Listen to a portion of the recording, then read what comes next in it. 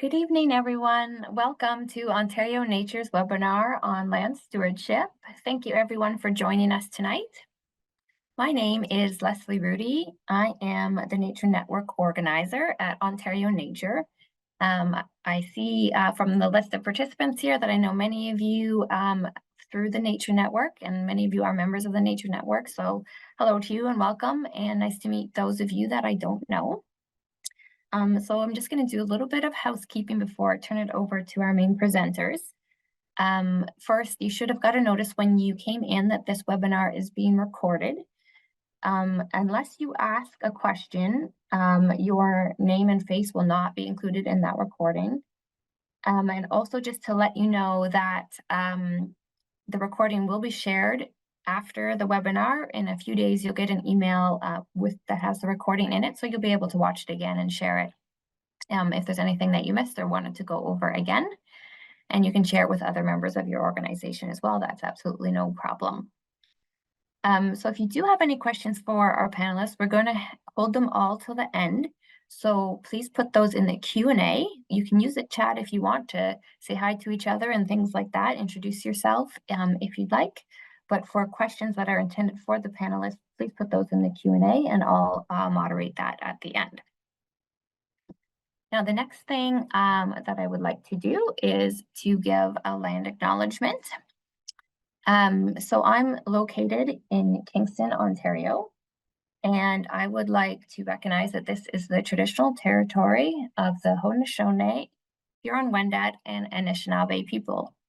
And I'm very grateful for the opportunity to be able to live, work, and play on these lands. And I'm grateful for the care that these Indigenous peoples have given to the land for many, many generations. So next, I'll turn it over to our first panelist, and that is Marcus Madalena, who is our Nature Reserves Manager. Over to you, Marcus. Hi, everyone. Leslie, you can go to the next slide here. We're going to be talking about stewarding our nature reserves and generally stewarding properties today. This is a bit of an agenda. We're going to talk about a little intro to Ontario Nature and what we do, some management planning on our properties and the process we use for that, stewardship tools, managing invasive species, some basic trail maintenance. We'll touch on the Ontario Land Trust Alliance and what they do. And then we'll talk about GIS project support that we offer here at Ontario Nature. You can move on to the next one. So I don't think this really needs to be said to a lot of the folks here, but Ontario Nature protects wild species and wild spaces through conservation, education, and engagement. We're your nature reserves team, so we're going to talk more specifically about the conservation piece, and I'll touch on engagement and how we work with some nature network groups. So I'm Marcus. I'm our nature reserves manager. I oversee the nature reserves program. That means I do a lot of the sort of higher level stuff. I help with the management planning work, with the project planning. We also have Thorania and Melissa here, Thorania is our nature reserves coordinator, and Melissa is our nature reserves ecologist. They get to do a lot of the fun on the ground stuff. So if you've ever been on any of our nature reserves or you're associated with a steward group, they're probably the ones that you're seeing out there in the field. Next slide. So our nature reserves program is pretty big. We have 26 nature reserves and 3 easements totaling about 3,273 hectares or 8,089 acres. I always have those numbers in there because despite having been here for a year, I never remember them. They're spread quite broadly geographically too. We have 2 nature reserves on St. Joseph's Island, one up north of Deep River, and then our furthest south one is all the way down on the southern tip of Peely Island. Because of that, it can be quite a challenge for us to manage them from one central location. Can you go to the next slide? Because of that, we rely on our network of steward groups to help us with the management of these properties. I've seen the names of some of the folks on here. I know we do have a couple stewards on this call, and we do have some groups who have a member that is a steward. Maybe the group itself is a steward for some of these properties, but I'll talk a little bit about what we do outside of that as well.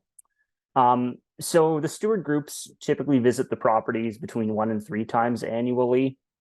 We also try to visit those properties at least once annually. That often involves things like monitoring our boundaries, checking on issues. Stewarding the properties is a little bit less, it's a little bit less technical than that. In a lot of cases, it involves visiting the properties, reporting back to our team about findings, and we try to provide assistance and funding to deal with any issues. For example, if there's a tree falling across a trail, we can try to hire someone to deal with that. For example, if there's a snag leading over a trail, that's what we'll do.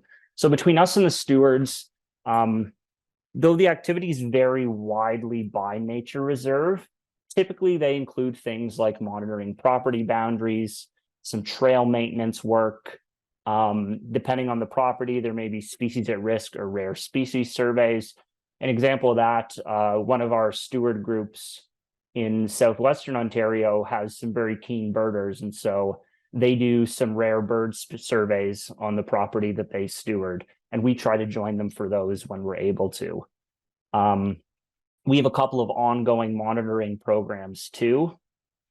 We do some vernal pool monitoring. We monitor snake boards as part of a long-term monitoring protocol. In a lot of cases, Ontario Nature staff will also revisit plots to track the success of things like restoration projects.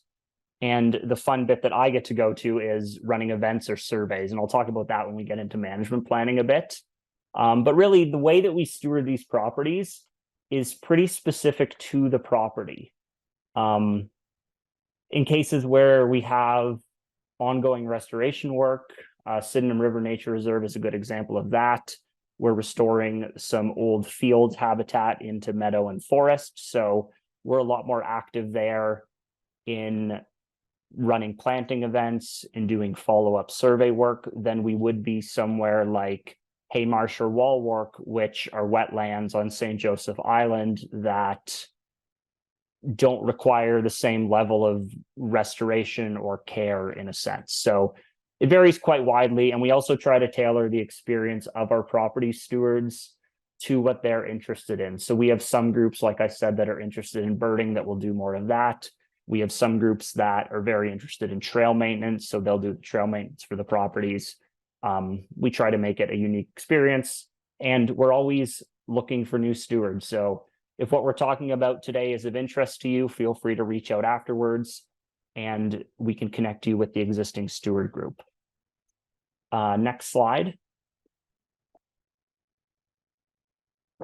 So all this work that we do is guided by our property management plans.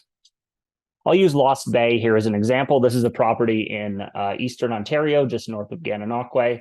And I want to use it as an example because you'll see, I don't know if you can see it, but this long, narrow bit on the far left of the property, that parcel there, was actually purchased this year and added onto the nature reserve. That's our newest addition to the nature reserve system. So I wanted to highlight the management of this property. So we develop management plans over a 10-year period. It starts very high level, collecting background information like legal information. We have the parcels named here, but that also includes the actual parcel information, having appropriately stored records of the purchase. It also includes things like known issues or encumbrances. Those might be things like issues on the property, for example, historic dumping sites that we need to clean up. That happens in some cases. It might also be things like conservation easements that we're acquiring the property. So easements are essentially, it's like protection of the property and it's managed by another organization. We have cases where someone like NCC might manage an easement on our property. But those are things that will be registered on title, and we want to make sure that that information's in our management plan. We also try to keep track of past work and outcomes in these management plans. As we're developing them, we want to make sure that we're not doing something the same if it was unsuccessful in the past. That's an example of why we would sort of keep track of those things. We also try to maintain species lists for the property. Ontario Nature does a good job of sort of collecting species information through things like the Herp Atlas, the Breeding Bird Atlas. But there are a lot of places where there may be historic records of species, and we just don't have contemporary records because in some cases it might be extirpated from the area. In some cases, there has just been no one looking for it. So that's where we have events like bio blitzes. We try to get members of the community and experts on the property to survey and try to find all of the species on it. And that helps us manage the habitat for those species. If you hit next, it'll pull up another image. We also try to catalog the habitat types on all of our properties. It doesn't necessarily need to be this refined, but we do ecological land classification on all of our nature reserves.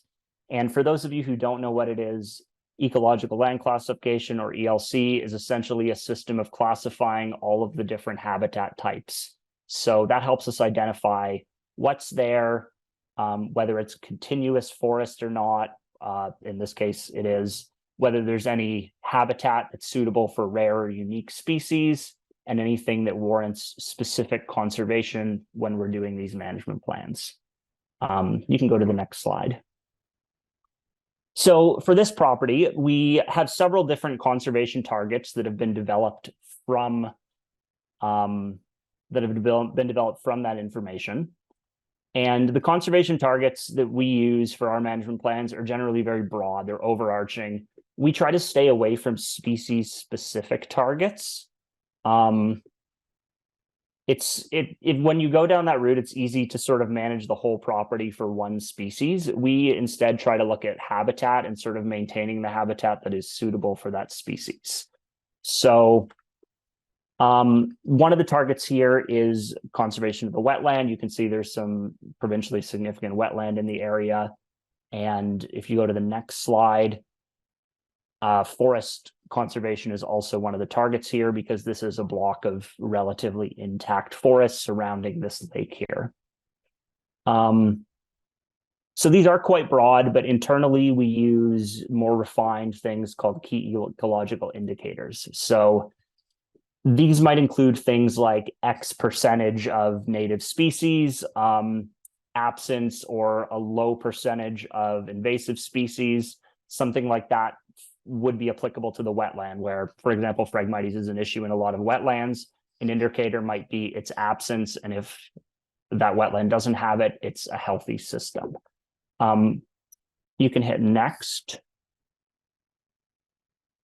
So yeah, we assess how these targets are doing on a landscape context. We have some maps that are sort of bigger and broader than this. We don't look just at our property, we look at what's surrounding it. We look at their condition, their size, and whether we think they're going to be viable long-term. If you hit next one more time, pull up, there's the table I was talking about. So for all of these things, we identify threats as well. These are one very broad one, climate change and severe weather. This applies to both of them, and it's high. It's one that is a little bit, in terms of the way that we manage it on a fully forested property, it's a little bit nebulous. It's hard to manage, but the one below it is a little bit more specific. So zebra mussels are aquatic invasives. Since there is a lake on this property, it's not far from the Great Lakes system where we know there are zebra mussels. There is some threat, and that's something that we would sort of look at as we're visiting the property. So what this ultimately ends up with is sort of a plan that we're able to apply over these 10 years for the work that we want to do to meet these targets or ensure these conservation goals are met.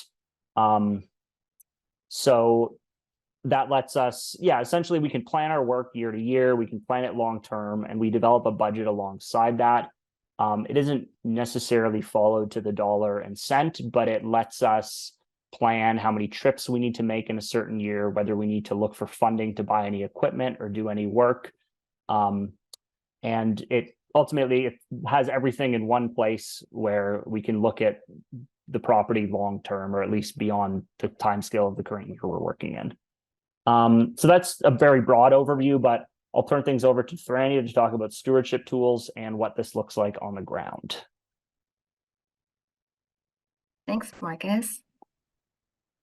Okay, so could you go to the next slide, please? So before I get into stewardship tools, specifically property boundaries, I just wanted to talk about landscape briefly. So we use a stewardship tool called Landscape. It's similar to field maps, if people have used field maps before, but it's a connected web and mobile app that's built for managing land conservation data and projects. So Landscape, it enables us to download offline maps of any specific nature reserves onto our work tablet or our mobile phone. And from there, we use the tablet with these downloaded offline maps with pre-existing map layers to mark boundaries. So the image to the left here is basically the home screen of what you see when you open our landscape page, and you can click any of these green dots and it shows you which nature reserves it is. And then the image to the right, I'm just going to talk about that in a minute. Next slide, please. So prior going into the field, we make sure that we have downloaded our offline maps ready, a hammer, boundary signs. An example of that is the image in the middle, wood nails from either Home Depot or any other home hardware store. And then we use our Landscape mobile app or GPS to walk towards one of the boundaries. And you can tell how close you are to the boundary using Landscape, which is really great. So we typically install boundary signs at about head level so that people are aware of a boundary from a little bit of a distance away.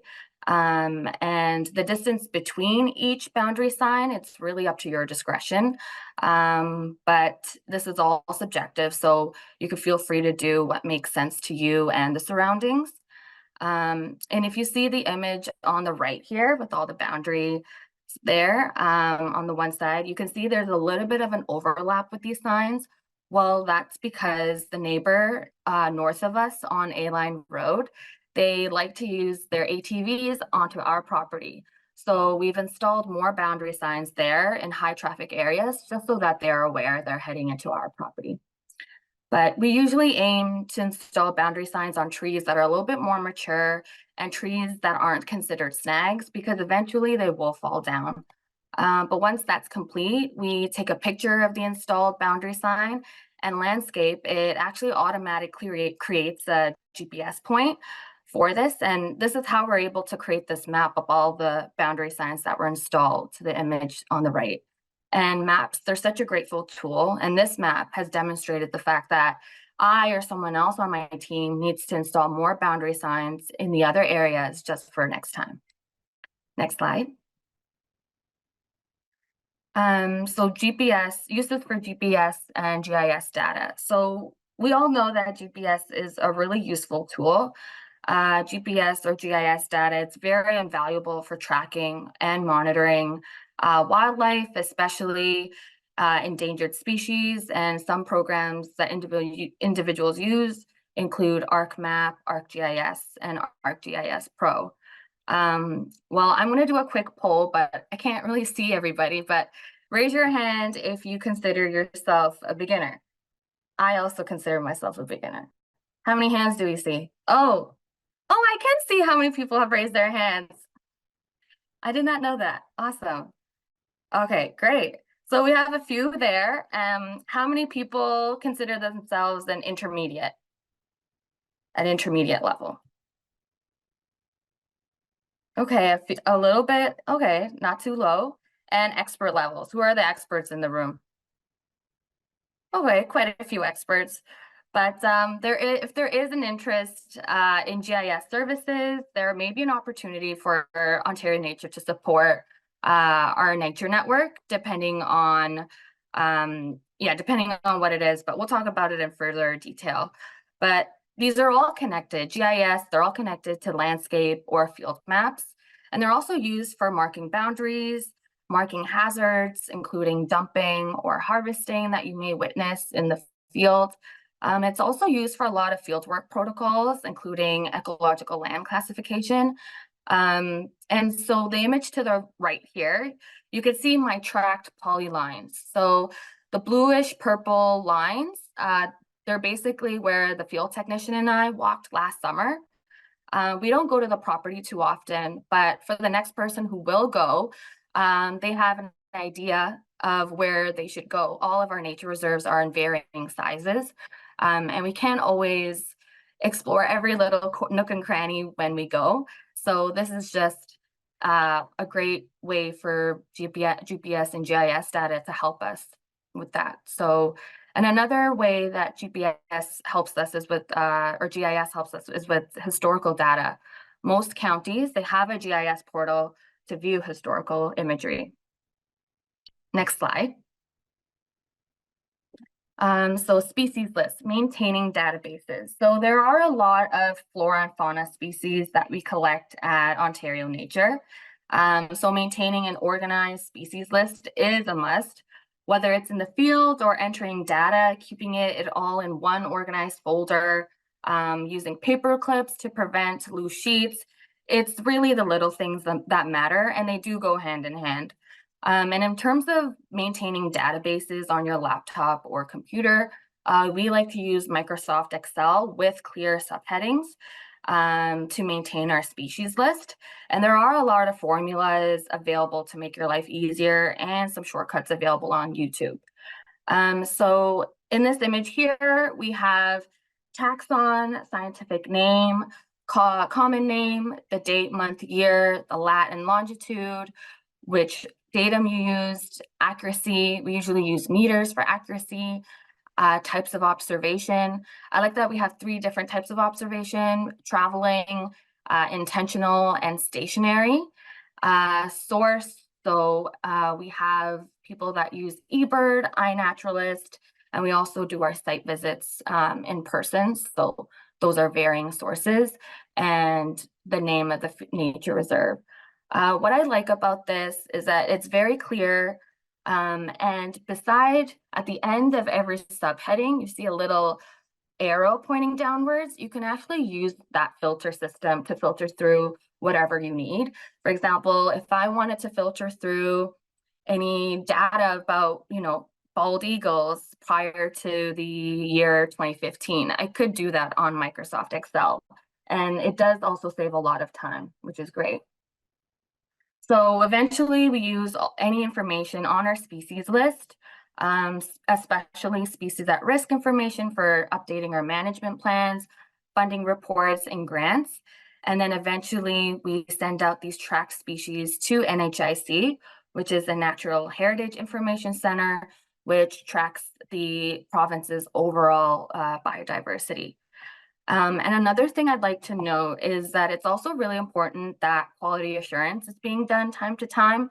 Sometimes when someone's in the middle of fieldwork season, it can get tiring looking at Excel sheets all day. So having a secondary person checking over what was entered, what was listed is always great. It's just good quality assurance. Next slide.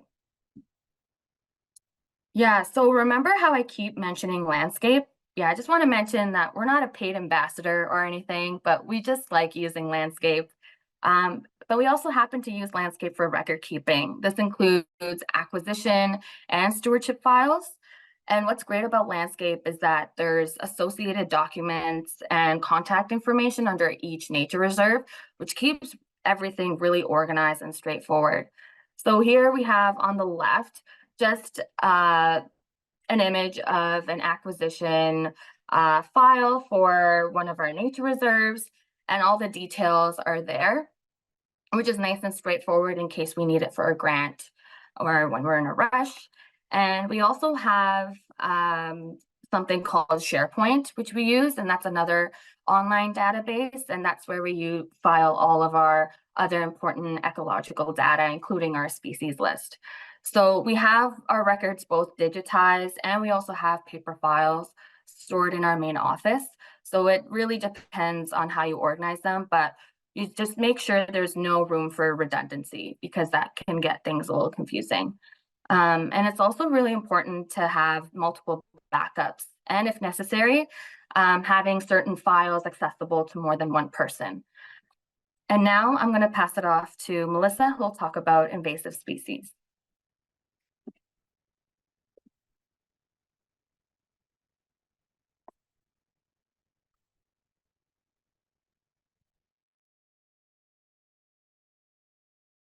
Thank you, Tharanya. Leslie, if you could do the next slide, please. Thank you. So I'm just going to talk about some of the common invasive species and emerging threats in Ontario. But I'd like to mention the Invasive Species Center and their website, which is listed on the slide here. So the Invasive Species Center website includes all the information you could ever need about invasive species in Ontario, including best management practices, community science opportunities, and grant opportunities for small or large-scale invasive species management projects. Next slide, please. So in the next two slides, I'm just going to talk about two of the more common invasive species that you may deal with on your property. But I've highlighted on this slide how you can find out more through fact sheets, as well as best management practices, which I'm not going to talk about in this presentation. So common buckthorn, which is the one I've pulled up here, is one of the more common invasive species that you might find. It's a woody shrub, typically around 2 to 3 meters tall, with dark green leaves and that are finely toothed on the edges. Most branches older than 1 year end in a short, sharp thorn and produce clusters of berry-like black fruit in late summer and fall. So it's easy to spot in the early spring and in fall as well, because typically it's the first shrub to leaf out in the spring and the last to drop its leaves in the fall. An invasive lookalike, which is the glossy buckthorn, also invasive in Ontario, does not have the sharp thorn at the end of the twig. Next slide, please. So invasive Phragmites is an aggressive plant that spreads quickly and outcompetes native species for water and nutrients. It's often found in monoculture stands in wet or low-lying areas, such as wetlands or roadside ditches. The species spreads through underground rhizomes, above-ground stolons, and through seed production. And the underground rhizomes or root network make up more than 80% of the species biomass. So while distinguishing native and invasive Phragmites can be challenging, native Phragmites rarely develops into monoculture stands. And as you can see in the photo there on the right, between the native and invasive Phragmites, the native has quite a bit less dense of a seed head compared to the invasive. Next slide, please. So for the following emerging threats within Ontario for non-native species, I just wanted to say that you can report any instances to the Canadian Food and Inspection Agency, or the CFIA, and this should be done before taking any management actions. So Hemlock woolly adelgid, which is a newer pest to Ontario, is an aphid-like insect.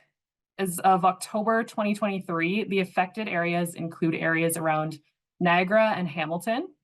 The aphid feeds on nutrient and water storage cells at the base of needles and causes defoliation, twig dieback, and mortality in as few as 4 years, but up to 15 years is the approximation. Hemlock woolly adelgid is spread through wind, as well as on mammals and birds, and infected nursery stock and firewood. It has 2 generations per year and hatches from eggs into what's called the crawler stage.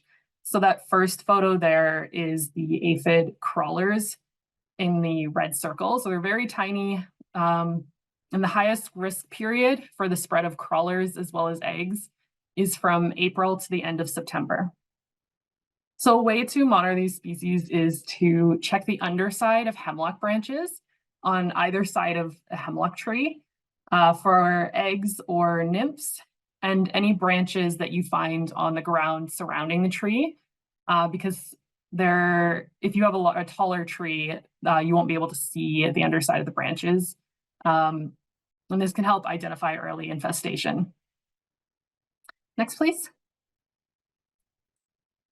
So spotted lanternflies have not been found in Ontario, but a small population has been found in Buffalo, New York. The main threats of this species is the large number of host species that it can have.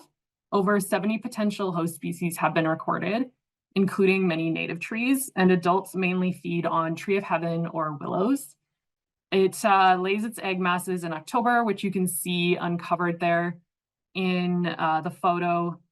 I've highlighted it in the red circle. You can see the uncovered egg masses, and then right next to it, the covered white patch over the egg masses. So the nymphs can get to about 2 centimeters in length. Early in the year, they're black, and then in the summer and the fall, they become orange. Next slide. Also a newer species to Ontario, in June 2023, the first confirmed detection of oak wilt was found within the Niagara area.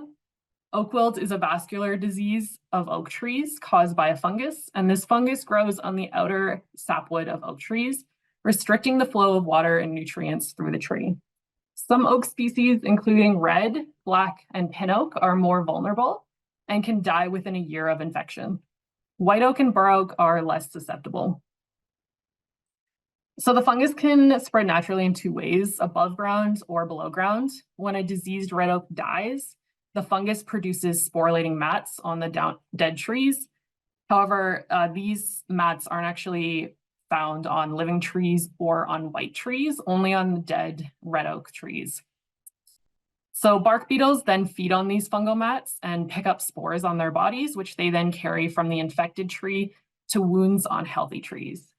Below ground, the fungus can travel from infected trees to healthy trees through interconnected roots that have grafted together by trees of the same species.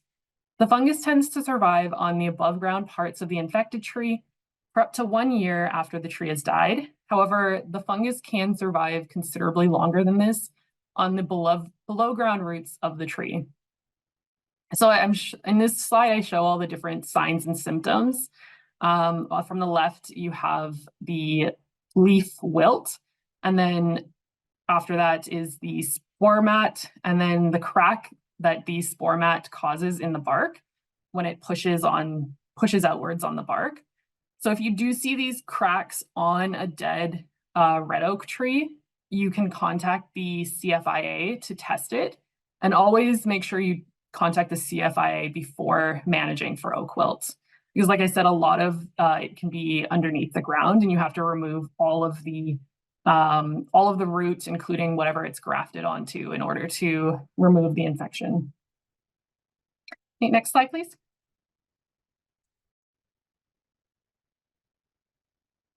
So for prevention of oak wilt, it does spread through the movement of infected wood. So it's important, especially in areas like where it's found in Ontario, to reduce the spread of moving firewood and that sort of thing. But you can also reduce or not prune red oak trees between April and October. If it does occur during this time, or if you find a red oak tree with a wound on it, it's important to apply a thin layer of wound paint immediately. And now I'm going to pass it to Marcus to talk about the Ontario Land Trust Alliance.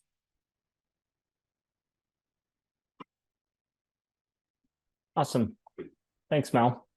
I will just add, like with these invasive species, these are the types of things that when we're visiting the properties or when we're talking to the stewards, this is kind of what we want them to keep an eye out for as issues. So these are things that might get flagged as an issue. It'll show up on landscape, or it'll be entered there, and we'll have a record of where it first occurred. If there's another occurrence, we'll be able to over time track the spread of some of these invasives, or ideally manage them before they spread. Once they're flagged, we see them and we can deal with them. One example of that is hemlock woolly adelgid, which we have on one of our properties in the Niagara region. Our Steward Group actually identified it, and we worked with Niagara College to track its spread, and we now have some funding to manage it. That's going to be finished. We're going to be treating 50 trees this coming spring. So that's kind of the process of which things go from being identified on the ground, they're put into our GIS program, and then that's something that we build into our management plan for long-term management of that invasive species. So yeah, we can go to the next slide. I just wanted to mention that quickly, that it sort of ties back into how we plan long-term for managing the properties.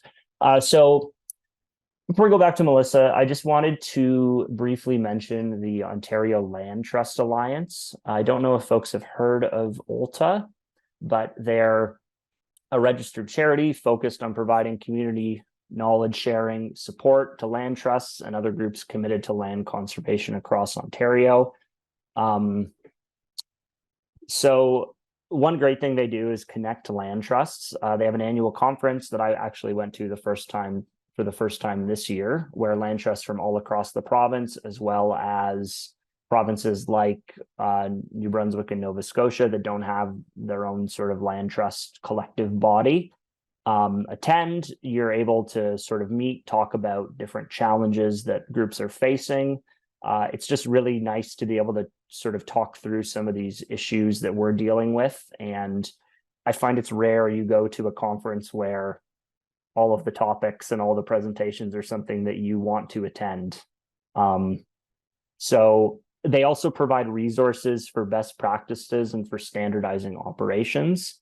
So one resource that we use quite often is reference material for the Canadian Land Trust Standards and Practices. So these are something that were developed by the Canadian Land Trust Alliance, and they're essentially a set of standards and practices to help current and future land trusts maintain public faith and create and maintain long-term conservation programs to ensure our properties are protected in perpetuity.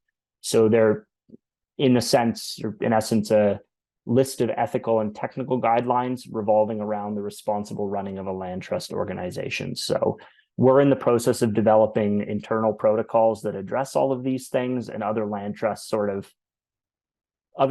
use them too. So we're all operating in a similar way, and an ethical way, hopefully. They also provide funding for different projects. The one photo we have here is someone tree planting.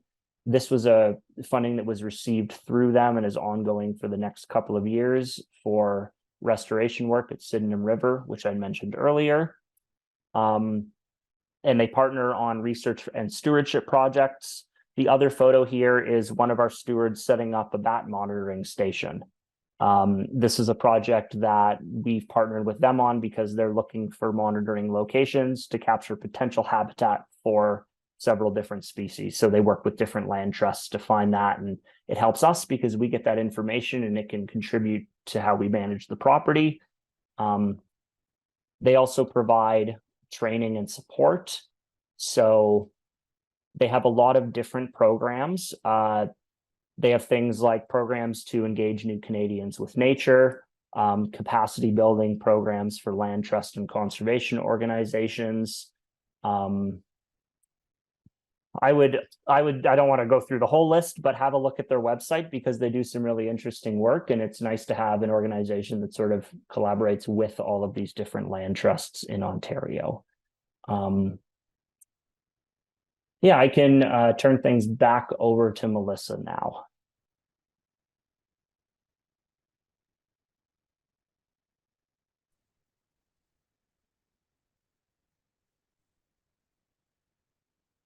Thank you. So I'm going to be talking about basic trail maintenance and stewardship.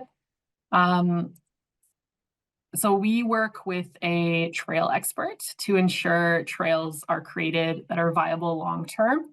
The person that we work with also creates trail maintenance guidelines, and each property steward adheres to these guidelines to maintain and inspect the trails. If you do decide to build a trail on your property, sustainable trail design is your friend to minimize the amount of maintenance required. And a sustainable trail design will connect desired control points such as interesting features of a property and roughly contouring along the sides of slopes. So on the photo on the right, you can see one of the examples of design rules for sustainable trails. It's having a 5% outslope, which allows water to flow off the trail. And other important features of a sustainable trail design is using the landscape, using the natural landscape when building the trail, and avoiding low-lying areas, sensitive areas, and minimizing the impact to the local ecology. Next slide, please.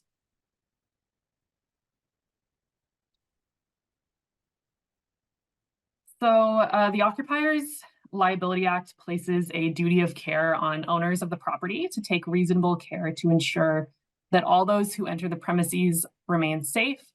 But Section 4 of the Occupiers Liability Act states that the general duty of care is different for reasonably marked recreational trails.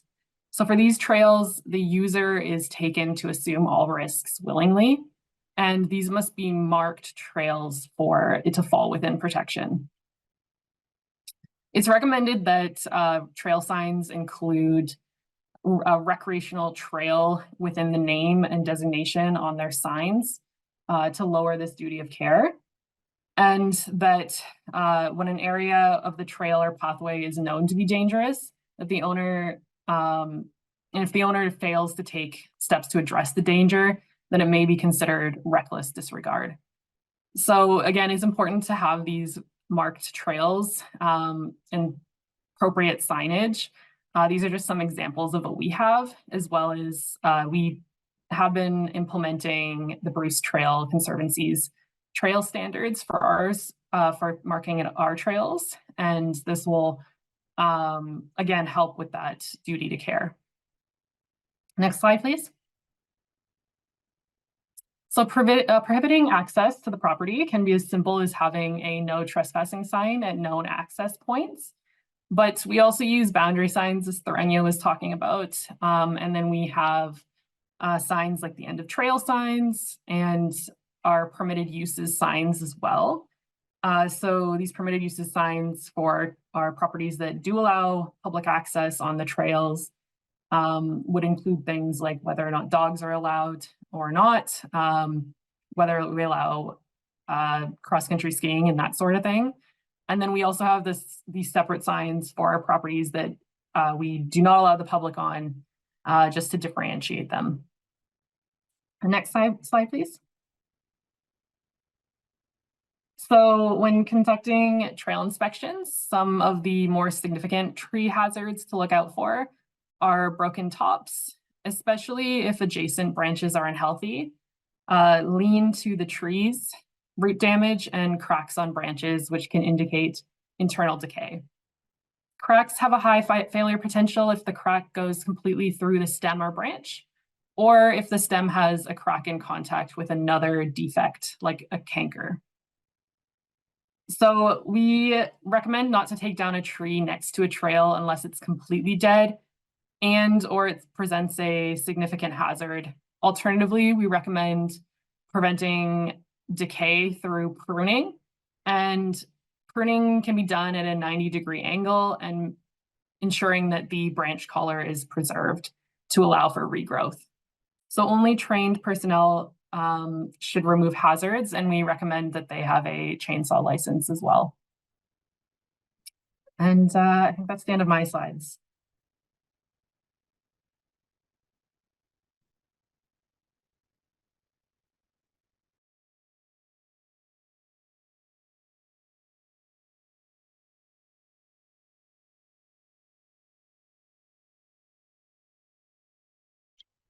Okay, great. Thank you very much, Nature Reserves team, for that overview of how to manage properties well. Just a reminder, folks, if you do have any questions for the Nature Reserves team, please go ahead and put those in the Q&A, and we'll get to those in just a moment.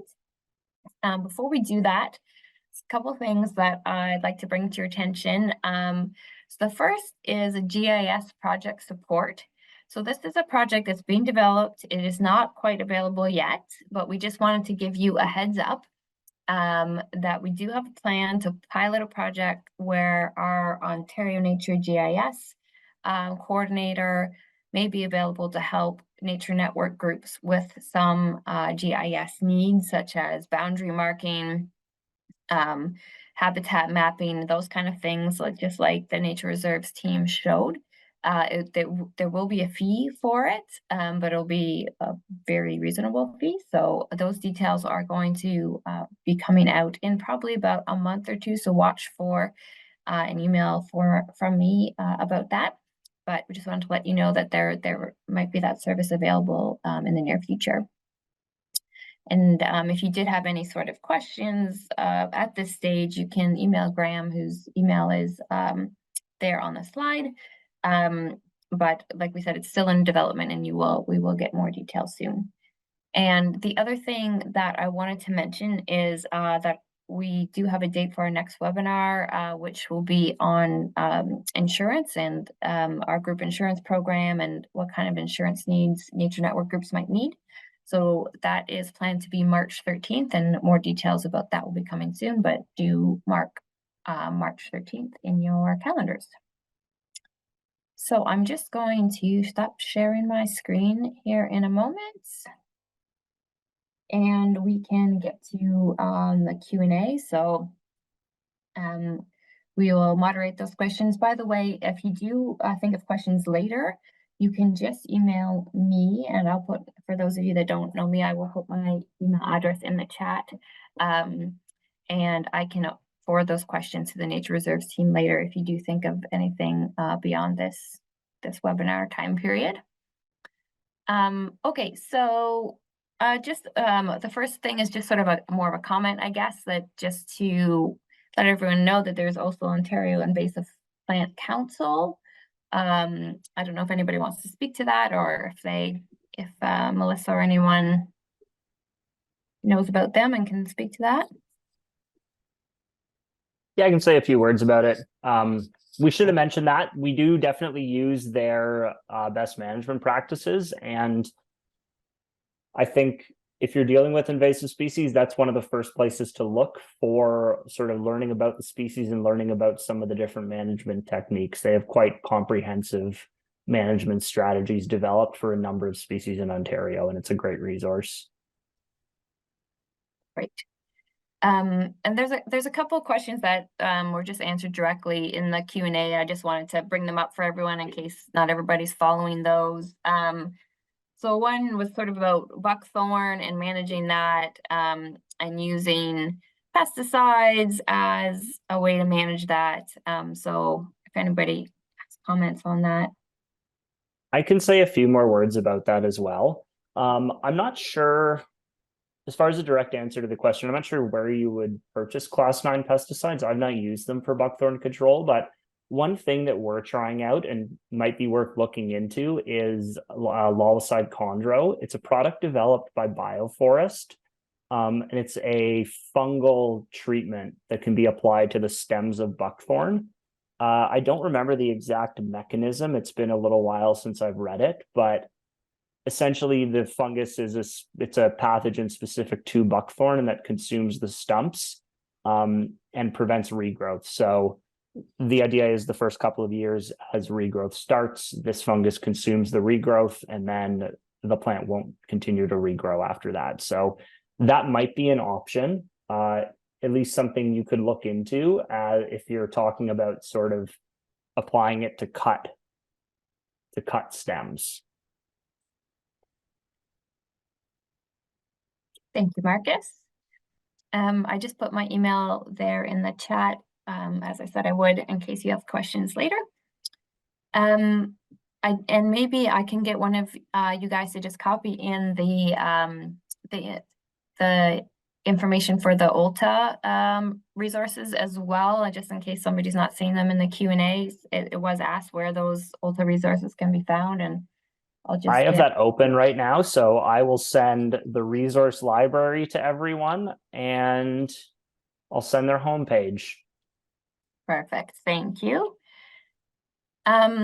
Okay, so the next question is about accessible trails.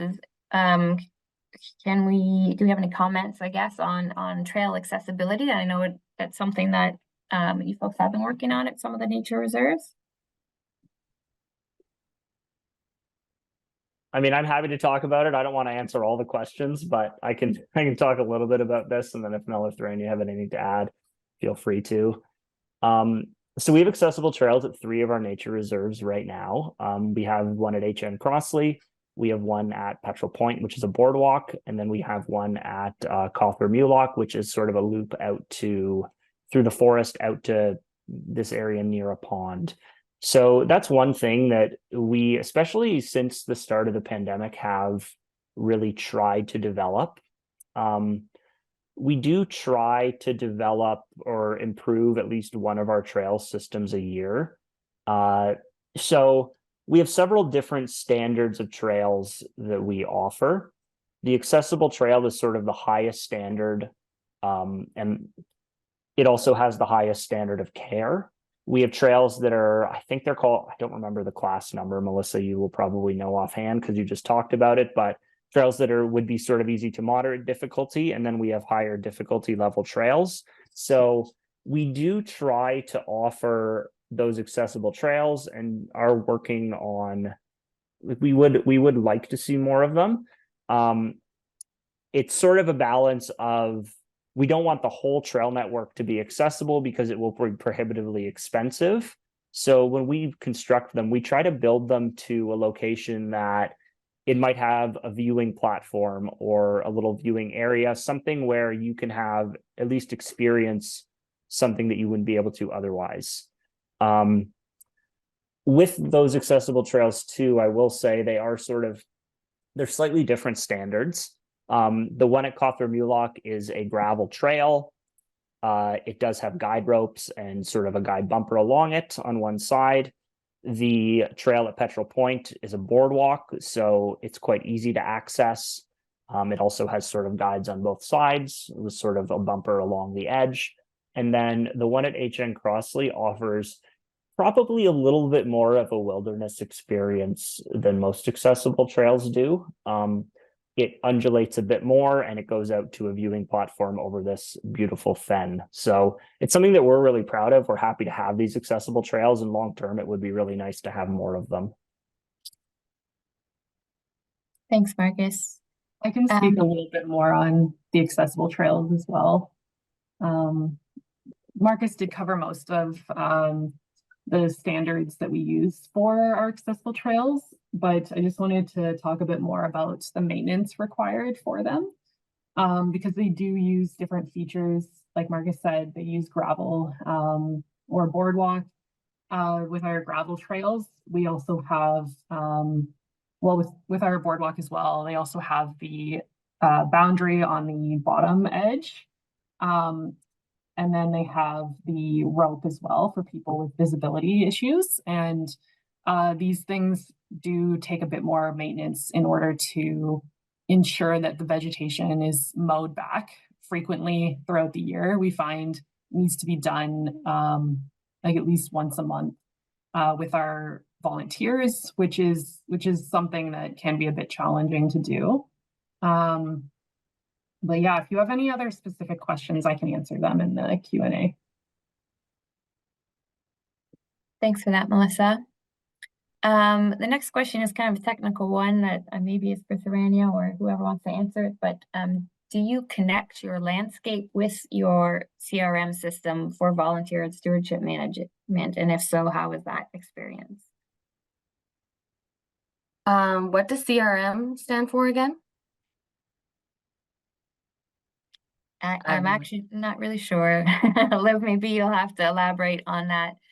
Yeah, Mel or Marcus, do you guys know what that stands for? But we do, and once Landscape creates an interface where volunteers and stewards can use a landscape on their own, that's something that we're really looking forward to. But until we find out what CRM stands for, I'm sorry, I'm not able to answer that question right now. I think she means like sort of your database for volunteers and stewards, but Yeah. Oh, like how that data is based. Yeah, we basically, so I don't want to get too technical, but anything that we do see, whether it's species at risk or any issues, we do create another pathway or another separate report for it, and basically we deal with it, whether it's complete,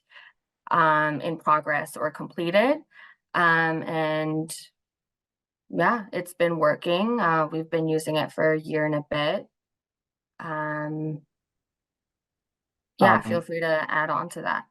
Yeah, I can say a few more words about that. So we don't directly connect that with the volunteers in the sense that the volunteers don't have access to it or anything like that. Long term, we're waiting for Landscape as a program to make this change. We'd like the volunteers to have their own portal on the site where we can add our property stewards to it, and they can see certain records and input certain records or track their visits. So it's just automatically uploaded.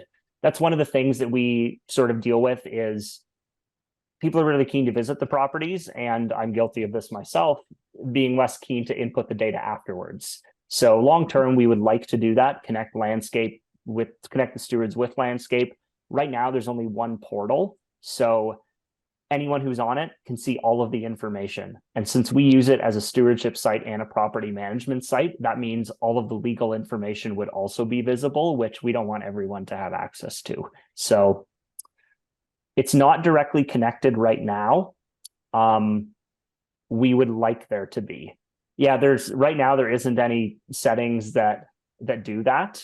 It doesn't let you restrict users to only a portion of the property. We've talked to them, and that's something that's been asked about. So we're hoping it's coming, and we'll be able to do that shortly, but to be seen.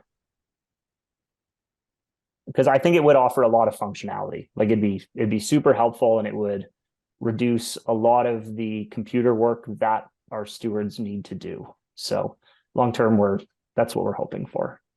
Exactly. Great. And maybe for a small organization where there isn't that sharing concern, that might work okay for them.